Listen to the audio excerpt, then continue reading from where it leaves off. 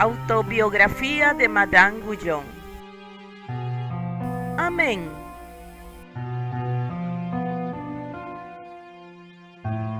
Capítulo 5. Tan pronto como llegó mi padre a casa, enfermó de gravedad. Al mismo tiempo, mi madre se encontraba indispuesta en otra parte de la casa. Estuve a solas con él, dispuesta a prestarle cualquier tipo de ayuda que pudiera estar en mi mano y darle toda muestra servicial, partiendo de mi más sincero afecto. No pongo en duda que mi diligencia le era de mucho agrado. Hice las tareas más bajas, sin que él se percatara, dedicándole tiempo cuando los sirvientes no estaban a mano, con el fin de mortificarme a mí misma, y así como para dar debido honor a lo que dijo Jesucristo, de que Él no había venido para ser servido, sino para servir. Cuando mi padre me hacía leerle, lo hacía con una devoción tan sentida que se sorprendía. Recordé las enseñanzas que mi hermana me había dado y las oraciones y alabanzas en voz alta que había aprendido. Ella me había enseñado a alabarte, oh mi Dios, en todas tus buenas obras. Todo lo que veía me llamaba a rendirte honra. Si llovía, deseaba que cada gota se volviera amor y alabanzas. Mi corazón se alimentaba sin darse cuenta de tu amor, y de continuo mi espíritu se quedaba absorto con tu recuerdo. Parecíame que participaba y afiliaba con todo el bien que se hacía en el mundo, y hubiera deseado poder unir en uno los corazones de todos los hombres para que todos te amaran. Este hábito arraigó en mí con tal fuerza que lo retuve en medio de mis mayores ires y diretes. No poca ayuda ofreció mi prima al apoyarme en medio de estos buenos sentimientos. Muchas veces estuve con ella y la quería, pues cuidó mucho de mí y me trató con mucha dulzura.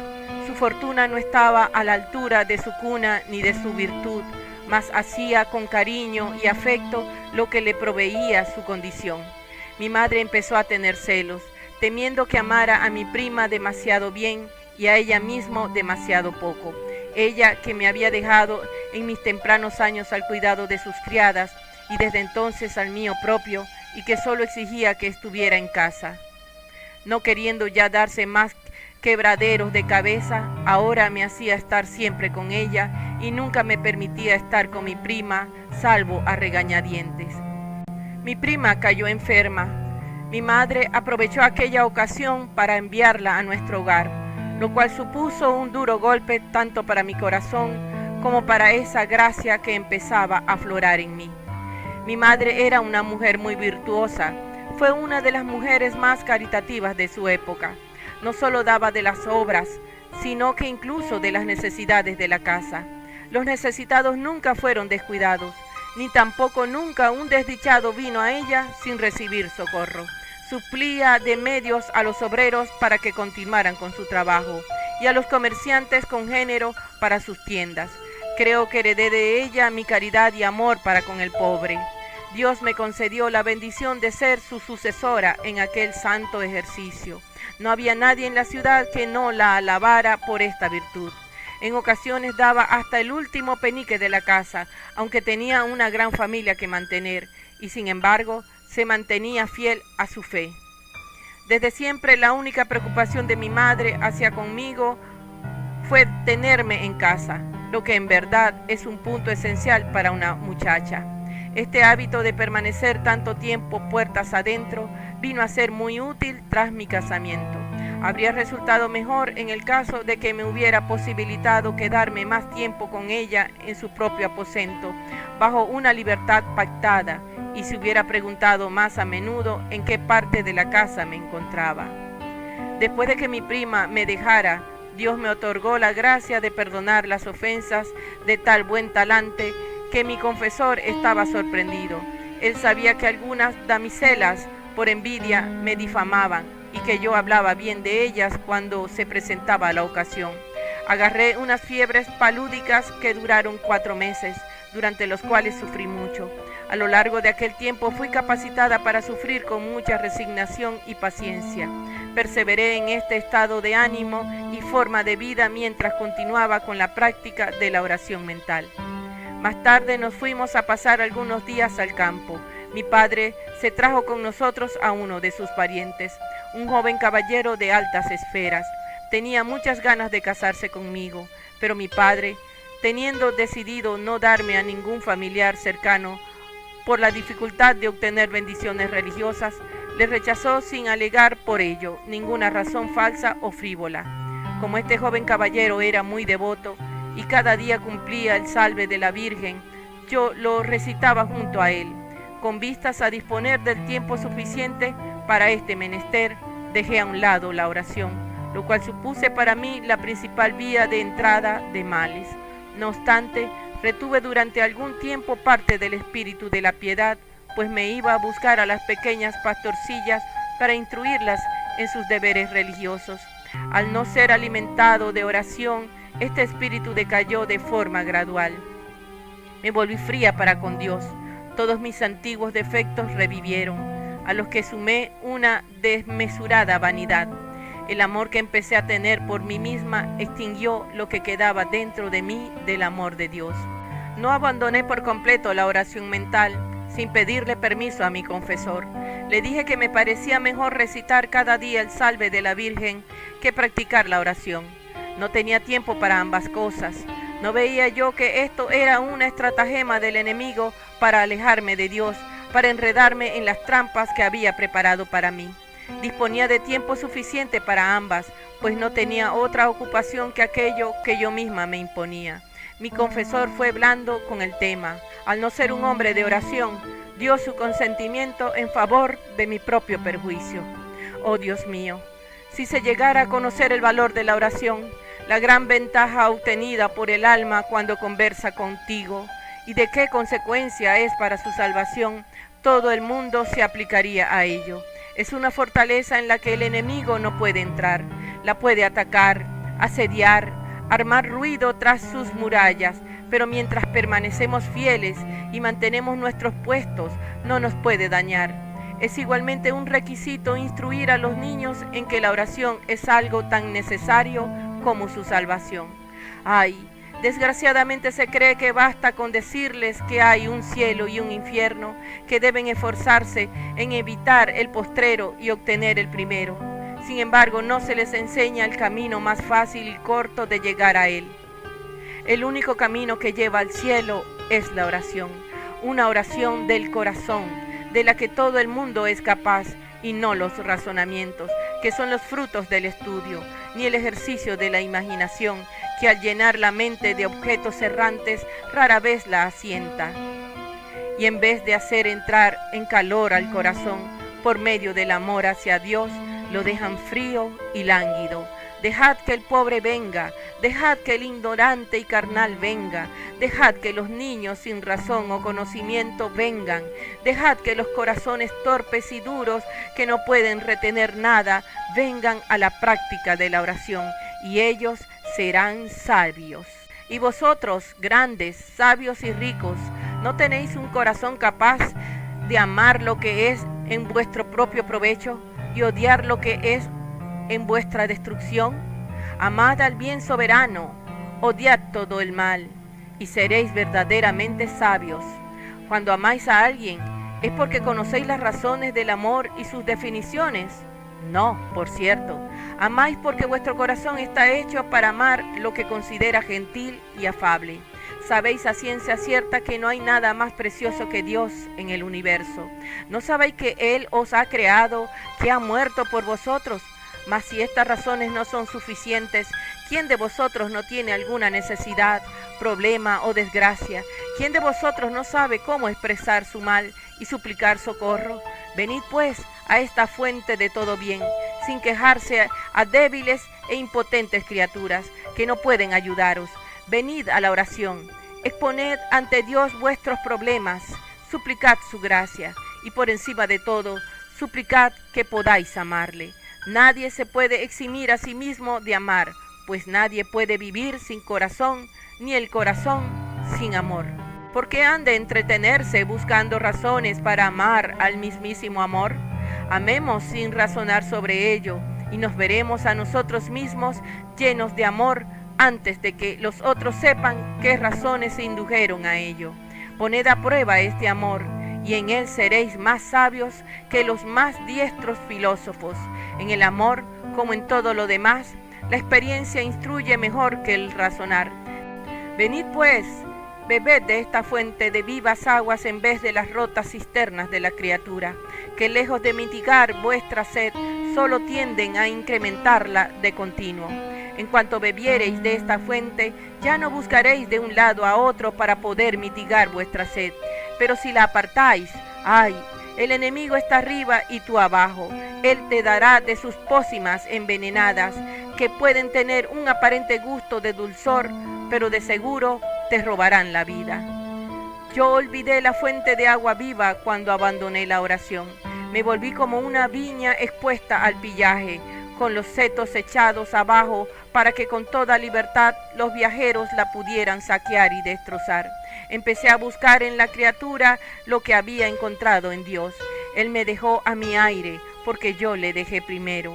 Fue su voluntad que permitió que me hundiera en la horrible fosa para hacerme sentir la necesidad que tenía de acercarme a Él en oración. Tú has dicho que destruirás aquellas almas adúlteras que se aparten de ti.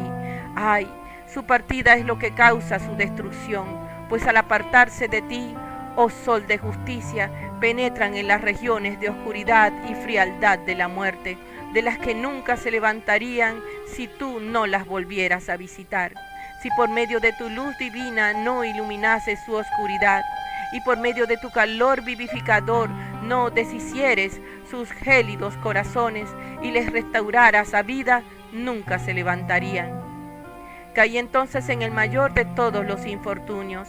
Errante, me alejé más y más de ti, oh mi Dios, y te retiraste poco a poco de un corazón que había regenerado de ti.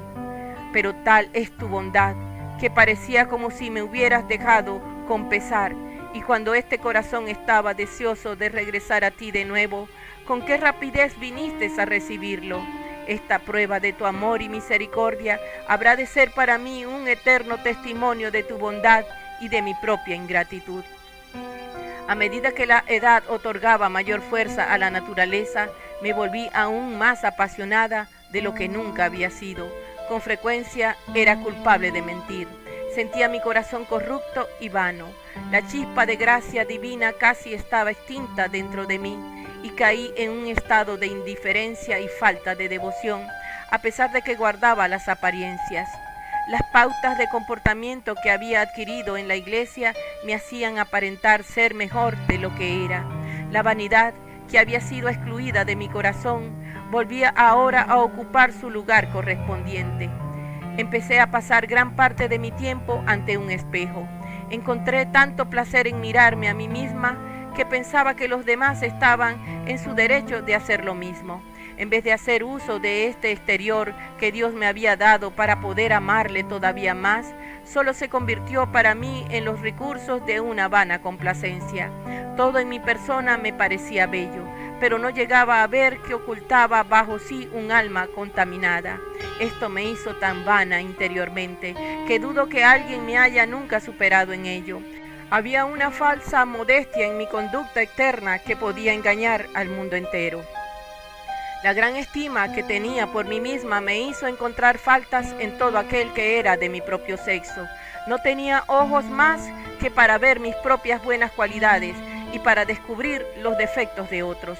Escondía de mí misma mis propias faltas, o si advertía alguna, para mí parecía poco en comparación con otras. Las excusaba e incluso me las pintaba a mí misma como perfecciones. Fuera cual fuera la idea que me hiciera de otros o de mí misma, era errónea. Hasta tal extremo me gustaba leer, particularmente romances, que me pasaba días y noches enteras enfrascadas en ellos. Algunas veces el día rompía mientras yo seguía leyendo, hasta el punto que durante un tiempo casi perdí el hábito del sueño. Siempre estaba impaciente de llegar al final del libro con la esperanza de encontrar algo que satisfaciera un anhelo y ansia que hallaba dentro de mí. Mi sed de lectura no hacía más que aumentar a medida que leía. Los libros son extrañas invenciones que destruyen a la juventud, aunque no causaran más daño que la pérdida de precioso tiempo. ¿No es ya demasiado? No me contuve, sino que más bien me animaba a leerlos con el pretexto falaz de que le enseñaban a uno a hablar bien. Mientras tanto, fluyendo en el seno tu abundante misericordia, oh Dios mío, de cuando en cuando venías a buscarme y ciertamente llamabas a la puerta de mi corazón.